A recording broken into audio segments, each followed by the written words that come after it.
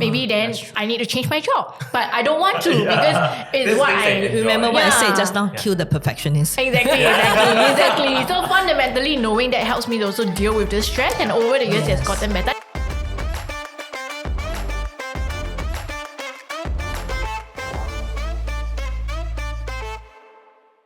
Welcome back to another episode of Wise and Shine. I'm your host, Dawn SG Budget Babe, and today we have a very special co-host because we have fired Reggie. I'm just kidding. But you might have seen Stanley on our show before. Stanley, how would you like to introduce yourself? Today I am freelancing now. I'm a chiefly overworked person. I have 4 jobs, and today this is one more job. Not it's his CPF 5th yet. job. Reggie, you got a hint? All right. So today's topic, we're going to talk about how to deal with stress and build mental wellness when you're at work. And we thought, who else better to help us dive into this topic than number 1, this overemployed person with like 4+ jobs. And number 2, we have Christina here who has advised and is a mentor to several startups, helping them through the different business aspects that they need. And more importantly, we all know this, startups are the most stressful places. Agree. Right? Not just for the founders, but also for the employees. And especially if you're a startup where you're in an industry that's undergoing rapid change. And one of Christina's clients previously was a telehealth, medicine client where she advised them through COVID. So you can imagine all the stress. Yeah, it's not easy. Crazy. So we'll let Christina introduce herself. Christina, over to you. Yeah, hi, I'm Christina. I actually have been in the corporate for 30 over years until a couple of years back when I started to basically venture into the startup space. So I started my career actually in creative industry in the advertising agency, so there's a super high stress test bed, right, for people who wants to, especially when they're getting into the workspace. And after that, I moved on in-house to be the head of marketing for quite a number of years before venturing into the startup space. So I can actually command from multiple perspectives, not just from the startups, on how basically, what kind of stress level they do go through, and then how I personally went through that, because I think I'm a good person to talk about it, because I've been there, I've fallen, I've tripped, I've bruised my way along the way, I've gone through the journey, and so I can confidently say I've been through that, and I like to share my learning as well. So we definitely want to hear from your experience and learn from some of the lessons that you've discovered so that we can hopefully not trip as much as ourselves. Absolutely, yeah. You can learn from your bruises. Yes. Yeah, exactly. So let's start first by understanding what are lots of people usually say, oh, I'm so stressed. I work in Singapore, high stress environment. My boss, my environment, my workplace culture, very stressful. Everyone's a high performer. But what exactly are some of these bigger challenges or sources of stress that specifically the middle managers face? So those who have a team to lead, not necessarily a big team, may not have to be a department head, but as long as you have a few people reporting to you, where does that stress usually come from? Well, so you've actually strike on the word middle, right? So middle, by means of middle, means you are not the one who's running the show. You are kind of in a way following instructions, or in a way you have to make things happen. And of course, middle, because you have somebody who's working together with you, and you have to guide them and you support them along the way in the day-to-day operations. And I would say majority of the workforce would fall into this category. So when I look at the topics of middle management, it basically applies to all of us. Even startup founders find themselves sandwiched between, the investors. Oh yeah, that's a good point. As well as, their staff. The sources of stress actually come from multiple areas, right? So we start from the organization. So the roles of the middle managers, they are basically the machine of how the operation company runs, with the direction set by the bosses. You in a way need to make it happen. So in order to make it happen, you have to work with your team, you have to work with stakeholders, and you have to work with maybe suppliers. I used to work with a boss, and one of the things that she said, one of the things that you have to do do well in your job is know how to pray to all the gods. Because you have to deal with all the gods, right? The gods who has the superpower to say no to any decisions. So especially when you're implementing plans, it's very important. So they are squeezed in that sense because they are not the one calling the shots. They need to influence the person who's going to make the decisions. At the same time, there are also stakeholders. There are also people who are on the ground. And they may not have a lot of information. So the demand being drawn from multiple direction, that's one source. The other source is really sometimes got to do with the lack of information. The boss say just run, and you wonder, so run where and how far do I run and how fast do I run? You have to in a way find a way around, and not all the bosses are kind and patient enough to show you the way. So that's one thing. Of course, then there is also the dynamic of having to deal with different people. It's a very highly interpersonal, relationship-based kind of job. So you are the glue of the whole organization, making sure that things happen. So that's another level of stress. Of course, I think increasingly now, there are also the need for acquiring new skill set, because as you know, the world has changed so much.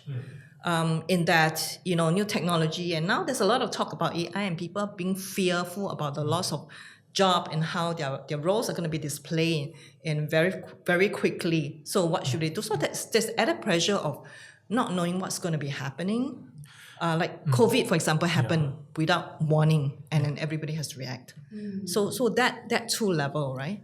I think when you mention stress for middle managers, I can relate to some degree when I was like a middle manager back then. Is managing different stakeholders from the ground staff and managing your senior management. What do they want to actually get and do? But I think one of the things that I would love to have or would have preferred to have is back then, when I was a middle manager, if there were avenues that I could actually turn to, right, as resources to learn on how to deal with, how do I communicate better to my ground staff, Right. and how do I actually Right. communicate the ground staff stress all the way to senior management. Right. So for yourself, Christina, like since you work with quite a number of these startups right now, right, how do you actually navigate this with the middle managers, especially when they are going through this, this stress? Because this is very common communication stress in a way, right? Yeah, you don't really get training for that. You Yeah. kind of just learn from the job. The school Right. teaches you the skill set to get the job done, but the school never teach you how to navigate interpersonal relationship, Yeah. how to anticipate change, and a lot of the time your textbook are written by people with wisdom from the past.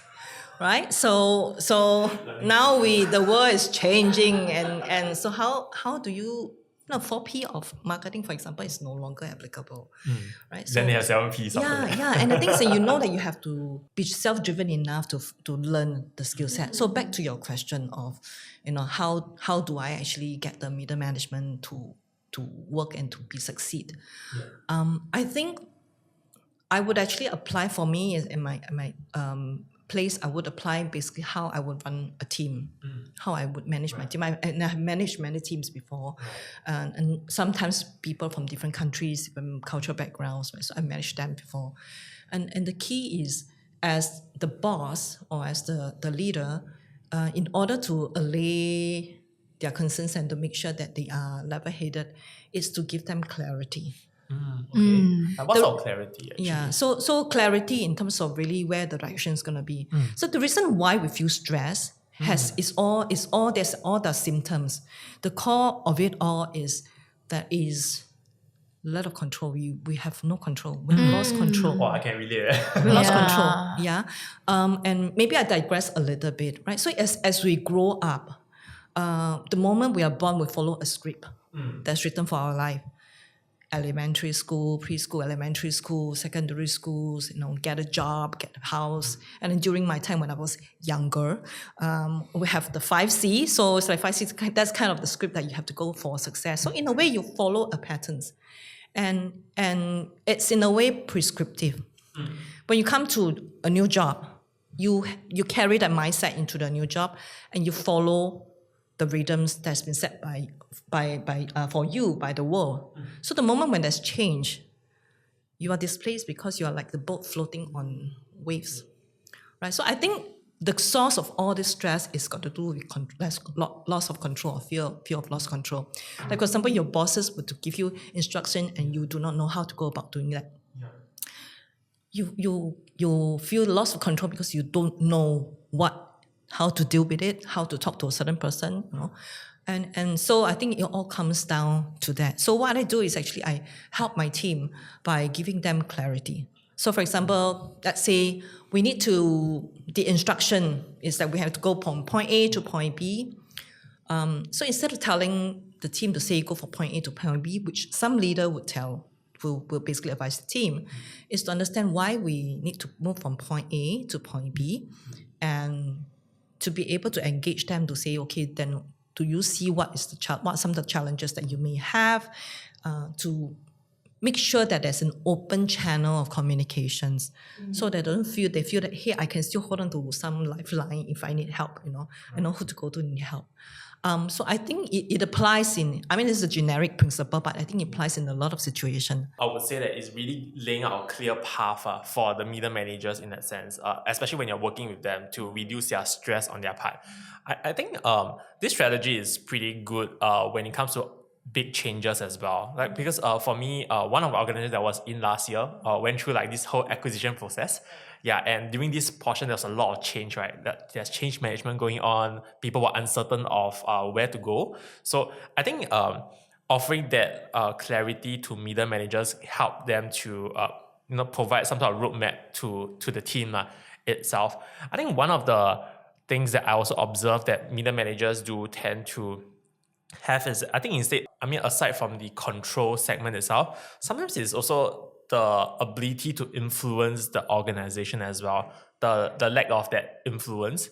Because some middle managers, I remember when I was much younger, at around 17, 18, I was thrown in the middle manager position, whereby I was promoted to be an associate manager of the company. So it's like a middle manager, right? But because I was so young and I was thrown in that role so early on, I just don't know if I have influence over like the people I'm managing, because I was so apparently young, right? And then everyone that's I was managing was more senior in the organization, 3 to 5 years, 7 years in the organization. So I think one of the things that I quickly learned how to do was to see how I can build rapport with the team and sort of build that instantaneous influence of sorts, right? Correct. So what are some ways, like Dawn or perhaps Christina, that you guys went through to kind of go through that middle manager phase and build some sort of influence? I think that would be super helpful for people who are new to the middle manager, because I can imagine myself in that shoes. And I think it's a good point that you've brought out, right? So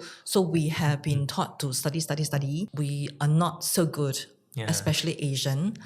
We're more reserved. We don't really excel in the area of networking or even building relationship. And I would say actually throughout my whole career, there was a period of time where I would only associate with people that is within my industries, right? So the moment I got out of the industries, I started to get in contact with other people. My world kind of opened up, and I'm like, whoa, okay, this is actually very interesting. So I think what we need to do is, like you say, we have to really start building relationship. And of course, I think the most basic one is you think, it's just going for lunch. I think it goes beyond just going for lunch. Actually, just really cultivating relationship and building rapport. Like there was a period of time where my job, or rather my company, operates from multiple locations. And in order to get things done, you have to talk to people in multiple locations. So you can do it on emails, on a call. But there are times I would travel to that place just for that 15 minutes conversation with that boss, right? And they say, when you come all the way here? I say, no, I want to build the relationship. No, you don't say that you're building a relationship, right? This is on the record. Must be hidden, right? So in a way, you say, no, I really I'm here for you. I think it's good to meet you face to face, and I thought the usual line is, I just haven't been in an area. Oh my god. The area being Singapore, more credit, right? So I say, Visibility. So I say, actually, I think I like to come and meet you face to face and really hear from you. I think it's a lot more personal in that sense, and they value that. Can it be done efficient? So sometimes you have to balance efficiency over effectiveness, because this is it's a lot more effective. This is highly effective. Yeah. So these are one of the techniques that you use for praying to the gods, right? So it's pleasing the god, paying your respect to the god, right? And then of course, so it has worked for me. So especially when I have to sell through a big proposal and I know it influence multiple departments, I would actually meet them face to face. I say, I'll just come down and meet you. So in this more digital age whereby we work from home quite a bit, right? Would you also recommend the same set of strategy? Like, I think meet for lunch. Yeah, meet for lunch, meet for coffee, right? And sometimes, a lot of time, I think you have to learn to build relationship first before work. Yeah. I I mean, we agree. are very efficient. We are very functional, transactional. It's like, oh, I meet you, and then, within 20 minutes time, you have to sign this deal. It doesn't always happen that way. Sometimes it's about trust, right? Sometimes we're building trust, and there are certain things that are unspoken that they don't write in the emails and through conversation. cues, And- right? Yeah, and you may uncover new potential gaps that you can serve and support in that area. Yeah. I think for Singaporeans, we don't have an issue with being efficient. Oh, that's true. But it's really the relationship that sets people correct. apart. And I think introverts would struggle with that. Introverts, because we are not ready to speak up. When I was in advertising, people were a lot more vocal, That's right? true. So they will speak their view. But even among the creative people, there are also those that are quiet. When you are quiet, you're not heard, and you are therefore invisible. That's the harsh reality, right? So I always tell my team, speak up. Don't go to a meeting and just keep quiet. Speak up. Ask question. Right? But I find that actually when I went to another big organizations whereby it's outside of the industry, it's by the client side.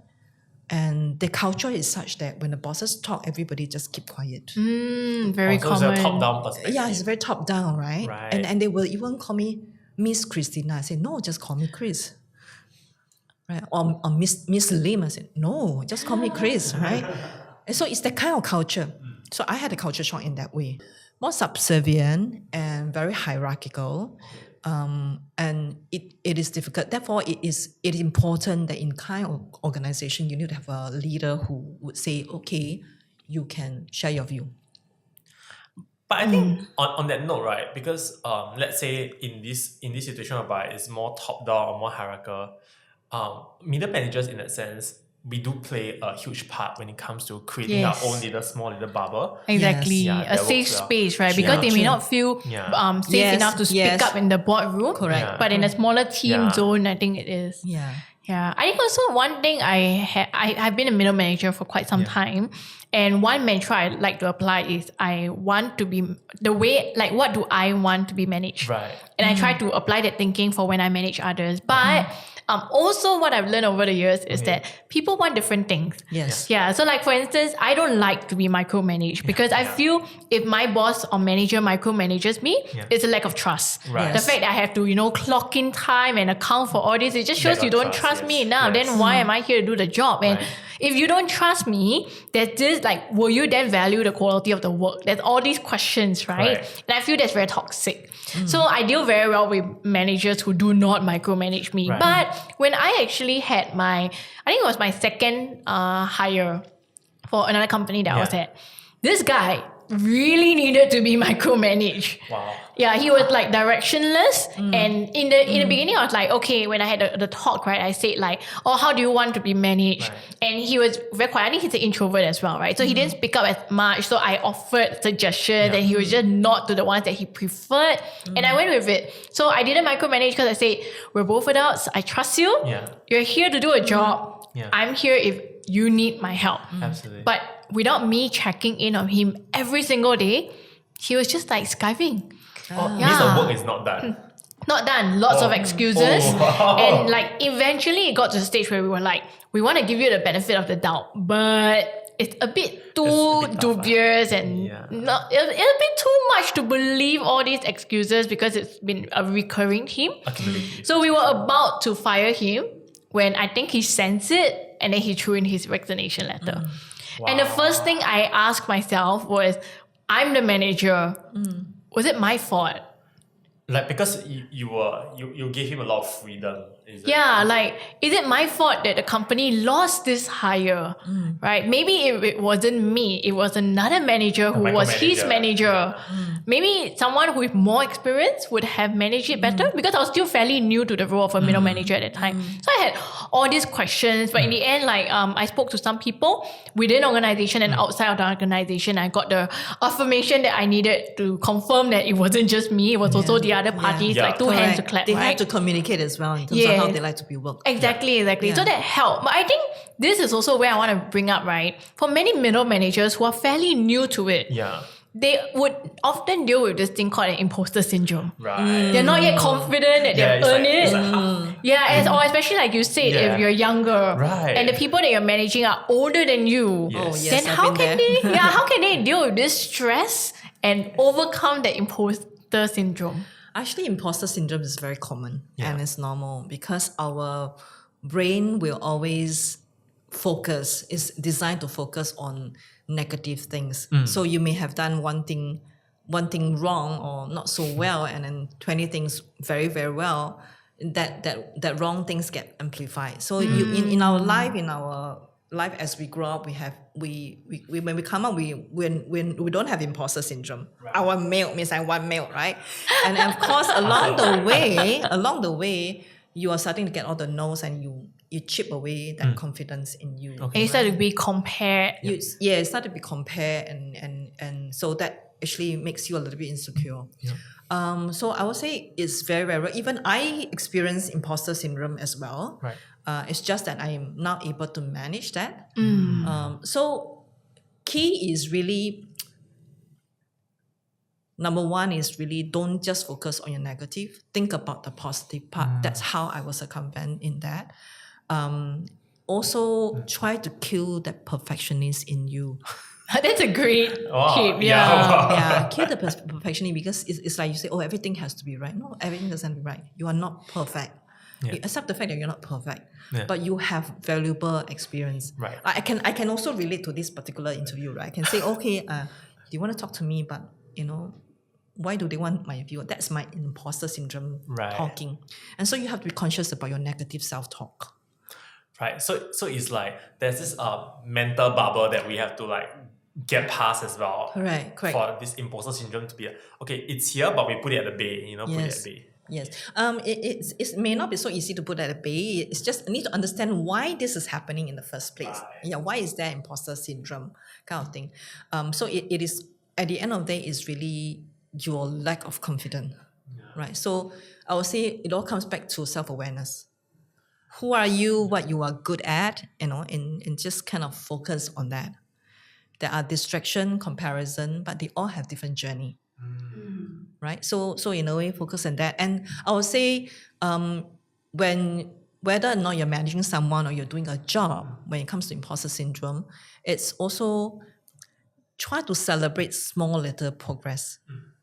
So don't have to perfect, just celebrate progress. Right? So you can be one thing, you can do one thing better, and then just celebrate that. And over time that is kind of like your confident bank, it just kind of build up. That will help you over time. So it comes to managing people as well. You have imposter syndrome. Oh, maybe they will not listen to me. The person I'm managing is 20 years older than me. They would not respect me. So in a way, I think it all boils down to really empathy and really treating the other person as a human being.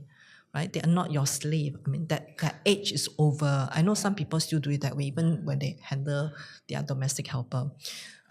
So It's very telling. yeah, it's very telling, right? So Yes. it's kind of like a master and slave thing. It is another human being. I always remind myself, this is somebody else's mother, somebody else's daughter, right? So you are here to do a job. Of course, and what I do is typically when I come into any job, when I have to manage people, I will meet with my reporting team and really just talk to each and every one of them personally. I would, so it's in a way you're helping to build rapport and trust. So what I typically would do is I will understand a bit more about the background, what they enjoy about the job, what aspiration are. It can be outside the job, outside the company, outside the work scope, but what your aspirations are, and how understand how into the conversation, find out how they manage stress, how they communicate. So in a way, you get a sense of what different people need. So as a manager, you need to understand, because you're managing people, you are also taking care. You have the responsibility to take care of them as well. So this is what I will do. I will have basically a conversation. I'll say maybe 2 weeks to have conversation with multiple group of people, including even stakeholders. Right, so hey, let's have a coffee, and say, oh, how was our department working together with you? Are there any things that we can help you with, and in the future. And so you understand, you establish that, find the common ground. So I think it's key important. So that is that for them to to know you, that you are maybe not so tough a person to work with, right? I mean, you have to think the other side as well, the older worker who are reporting to a younger boss. How would they feel? They feel, you know, 黄毛丫头, you know, come and teach me all this thing, right? So all these young people, what do they know about my job? I've been told that before. We have been doing this thing for the last 30 years. What makes you think that you can come and change things? Yeah. So from their angle is they are testing you. They are trying to size you up. But to be fair, I think on the reverse, it does also, when we are overqualified for that particular role, we also tend to like, we have a lot of experience. I think this is a very common, I mean, as fellow human beings, we tend to use that as a defensive mechanism. Correct. So I think as middle managers, it's about navigating that. Hey, I hope you're enjoying Wise and Shine so far. I'm your host Reggie, aka your Chief Financial Coconut, and for us to continue to do this show so that you become a tad bit wiser every week, you gotta like, share, subscribe, help us beat the algorithm. But even more importantly, if you can, comment in the comment section below. Let us know your thoughts and also some questions that you would love us to answer. Yeah, now back to the show. But back then, I would say when I was younger, as a younger manager, remember I was about 16, 17, 18, that period of time, I had a huge insecurity that was my age. So what I did was that I dressed older.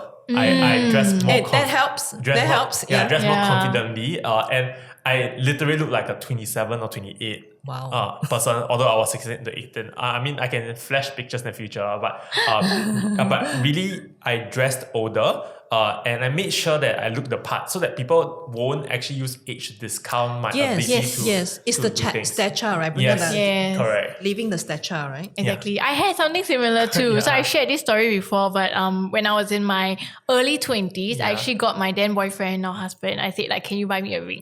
It needs to look like a proposal ring, but doesn't have to be the real proposal ring. Just so that it now makes me look like I'm late 20s, early 30s. Right, and when people Look ask the me part, what's my right? age, I'll just say like a woman's age is secret. Exactly. They're lying, right? So that in their head, they may think, oh, maybe she just has a baby face, but she's old. And without knowing my age, then they won't age discriminate. Exactly. And I think that's really important. Yeah, that's true. Yeah, but one thing I also found really useful, which goes back to the point where you were talking about meeting with the different stakeholders, taking the time to have those relationships and conversations.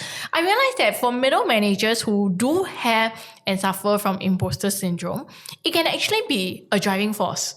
Because for me, when I feel that, it makes me want to work even harder. To prove ourselves in the Yes, sense, to right? prove myself, to prove everyone who thinks I'm an imposter that I am not an imposter and exactly. I can actually do more. And it also helps to get over the age thing because I realize if I'm managing someone who's older than me, what they don't have is time.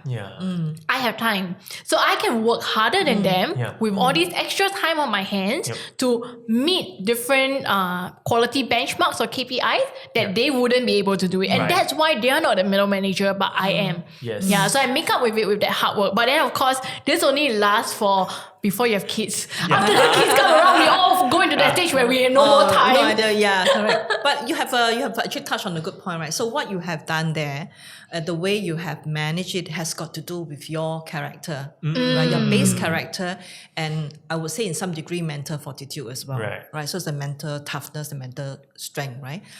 In terms of some people are just good at basically hitting back. They say, oh, give me a challenge, I will fight back, right? Or some will just crumble. They just hide away. So I think it's got to do with that, right? So I would say it's key because this thing about resilience is really ability to bounce back, right? So I mean, you talk to startup founders, there's no guarantee their business is gonna It might be gone tomorrow. succeed. Yeah, it may be gone tomorrow, right? And so, I mean, I admire them. I really admire them, and that I'm very inspired by them. That's why I spend a lot of time with the startup founders. They are entrepreneurial. They are one of those that do not follow the script of having to get a job, right? They want to be entrepreneur. I say, hats off to them. And they are a lot of them that I've met are very resourceful. Right? Say they do not look at what is the confined. They say, okay, we'll find a way to solve it, and it's got to do with mental fortitude. It's really about if this doesn't work, is there another way? that I consider. So it's like, this is what I call resilient. And I think it's got to do, so that will then determine how you respond to this different situation. But if you're somebody who is in a way has a strong inferiority complex, all right, and then this Mr. Imposter syndrome started talking to you, right, you're going to say, okay, I'm going to hide in my cave, right? So I think it does varies. So it is important actually to be able to talk to somebody who can be your mirrors. Your friends, I would say your friends and your peers are your mirrors, and sometimes mentor experienced people who are mentors are their mirrors because they can see things that you do not see. There was a period of time when I was going through very, very low moments of my life that I had very low self-esteem. Okay. For somebody who's like high position, I had very low self-esteem. Okay. And I have got good friends. I was blessed with good friends who come and tell me, you have to do this for me every day, right? Just to show that, hey, you're still okay, you're still good. And that helps me to overcome. And these are friends that get reflection. They say, no, you're not that bad. Right. You're actually quite good.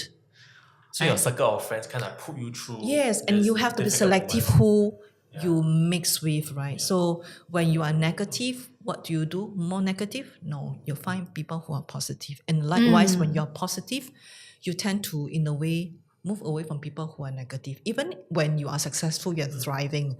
I would say in your circles of people that you deal with, also be very selective. Right?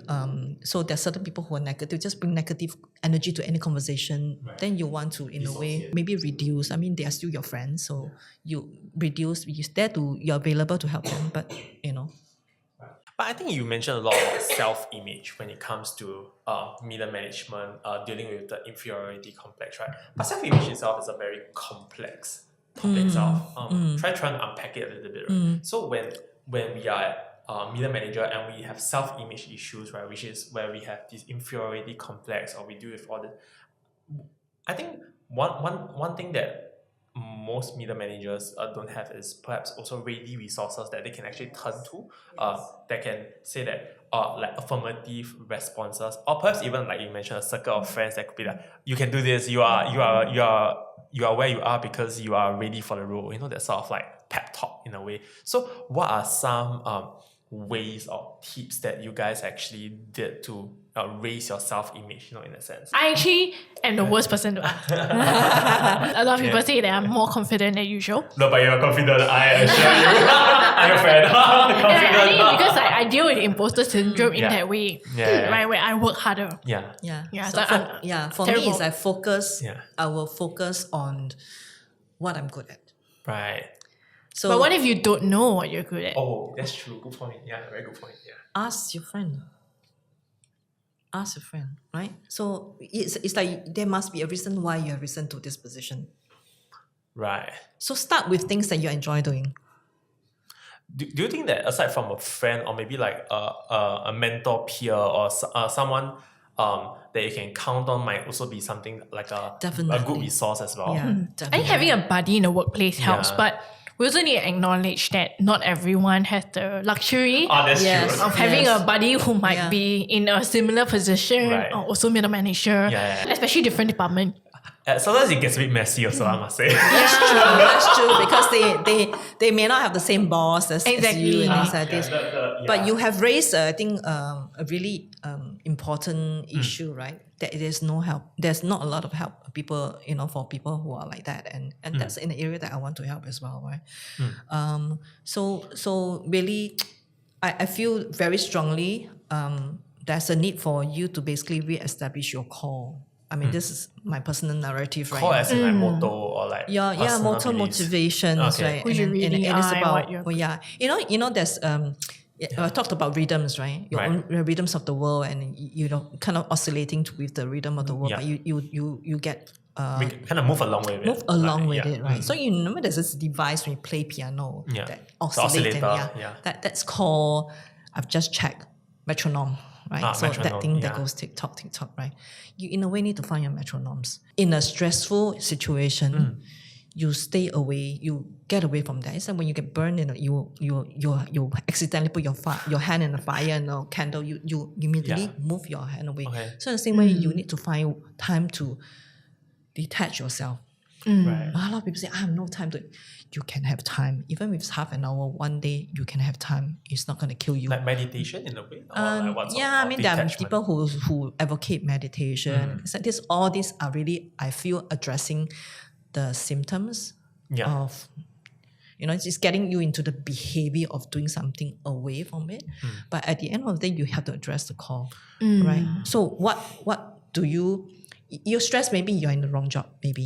Maybe it's just maybe that. Sometimes, Possibly, Maybe possibly, that, yeah. a new Yeah, environment. but I say no. I'm gonna persevere because I've actually spent so much time. And just this thing called the sunk cost fallacy, right? So I've always spent like 16 years of my life in this job. I continue. So you in a way you gotta ask yourself, what do you really enjoy doing? Okay. What do you enjoy about this job? Yeah, high pay. Okay, high pay. Pay is But- one factor. Yeah, like yeah. Singapore. But, it's a very important factor, right? So pay is one thing, but the thing is it causing you sleepless night? Is it causing you stress? Is it causing you to fall sick? Right? And then you begin to ask, is this worth it? Because you may not be here tomorrow. So I went through that episode.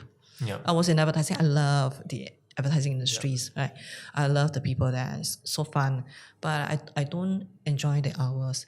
And especially when you have risen the rank and you've also progressed in your family life stages, right? Yeah. In your families, your kids, you have the additional pool of Right. the demands of the family. Yes. Then you had to ask yourself, what should I do, right?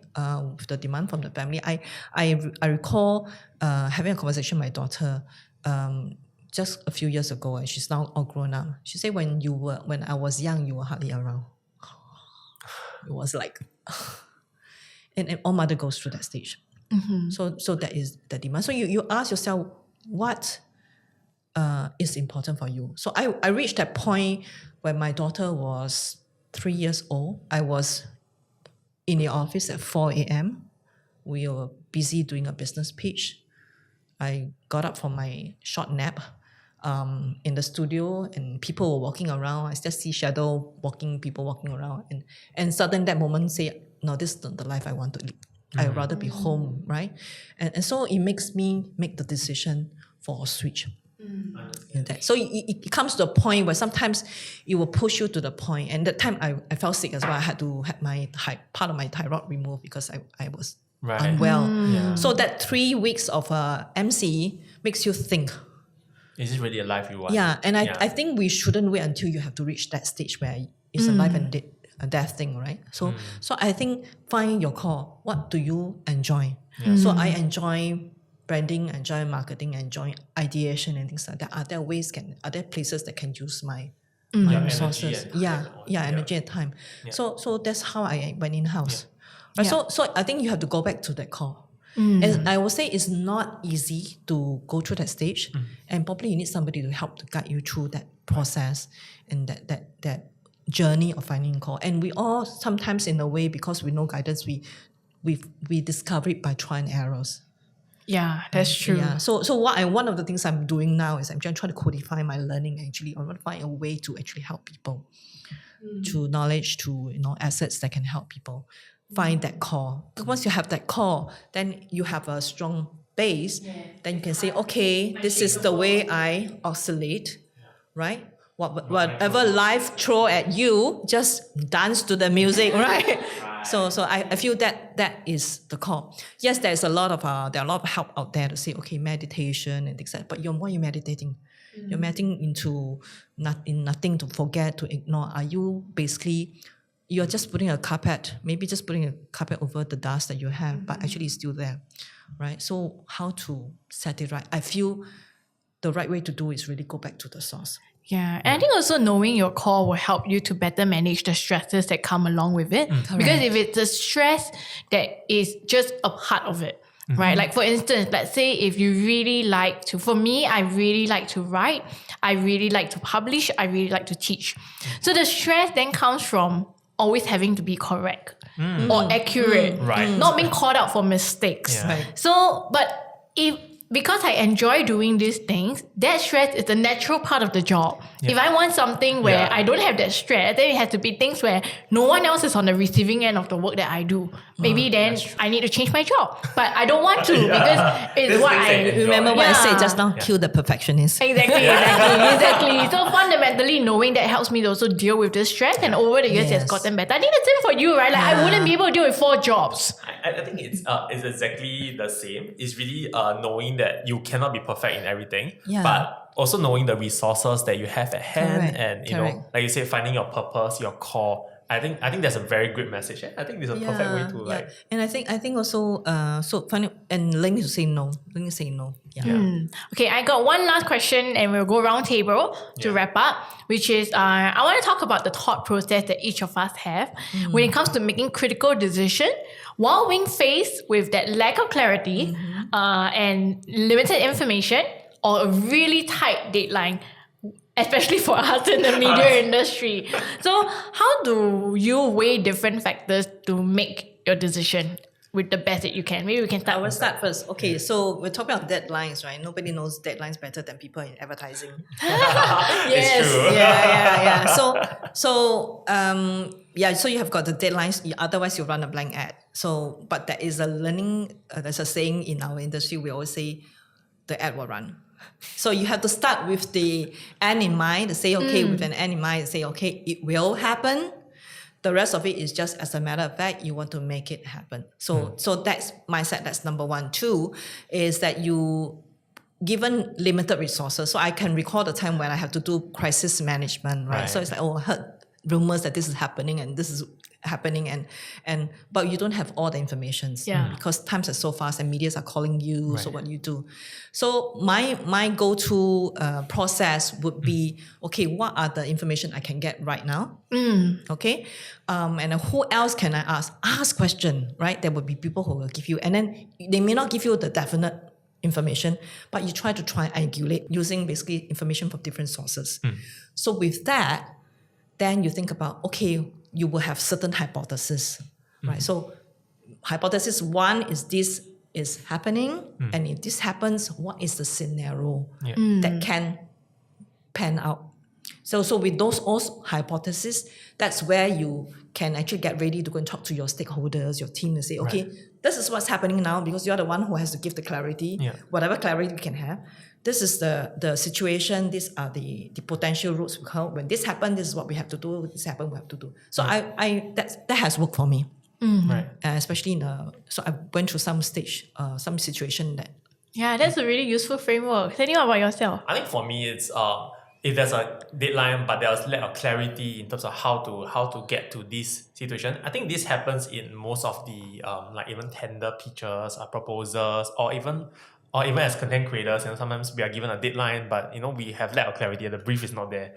Yeah. So I think one of the few things I do as personal framework is knowing what resources do I have. So resources can be like team members, or like in agency perspective, will be what freelancers can I tap on, which content creator can I work on, or like what other available resources, like even AI tools out there. What are some things I can tap on to make it happen, right? And second of all, I also ask myself whether this deadline is negotiable, because if you can negotiate a deadline, it becomes easier to manage. I think we talked about that in our stress episode. So negotiating deadlines is something that I do frequently. Not to say that it's a good or bad, but it generally is a good practice that if you are given an unreasonable deadline with lack of clarity, it's good to negotiate it. And I think the third is really knowing that in the past you have completed similar deadlines, and means there's track record, right? So you can do this again, because if in the past you could do it now. So and that kind of like calms down the stress. For me. How about I think I have some similar stuff here and there, but I would distill mine into just 2 main strategies. For the limited information, I would just work with whatever information I have on hand.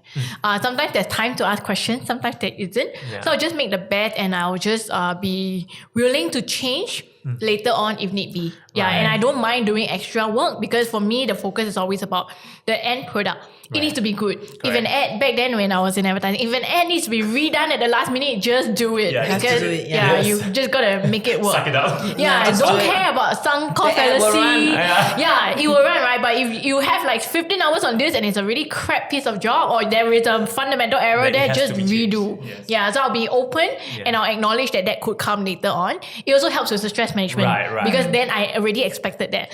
And the other one for deadline. So one thing I realized is that when people push a deadline on me, Yeah. I try to push it back to them.